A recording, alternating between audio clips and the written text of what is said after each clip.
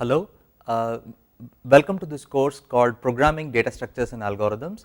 So, I am Shankar Balachandran. I am an associate professor in the Computer Science and Engineering department at IIT Madras, and I am currently a visiting faculty at IIT Bombay. So, first of all, I want to congratulate you on being ready to take the next step. So, you are all stepping out of engineering schools into the real world, and you are going to start working for Aricent from next semester. So, this course is supposed to be a bridging course between your engineering program and the and your work.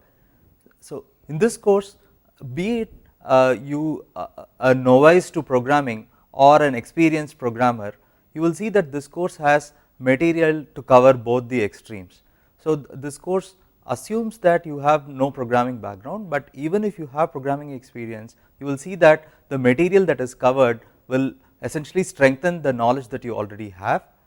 You may be from different branches of engineering, not necessarily computer science, and you will see that the pace at which the course is taken is slow but steady, and by the end of the course you would have learnt three important concepts. You will know how to program in C and in C++, you will know how to write data structures, and you will also learn problem solving and algorithms. And this combination of these three aspects is really useful for anybody who is stepping into the computing world. And I on behalf of NPTEL team here, as well as my co-teachers Professor Narayanaswamy and Hema Murthy, welcome you to this course, and I hope that you derive a lot of benefit from this and have fun at the same time learning the material.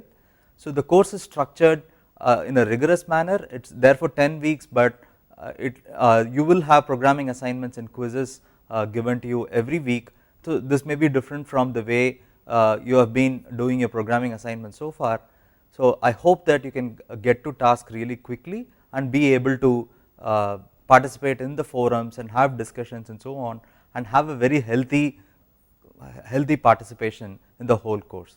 Again, welcome to all of you, and I hope to see you soon in the next 10 weeks. Bye.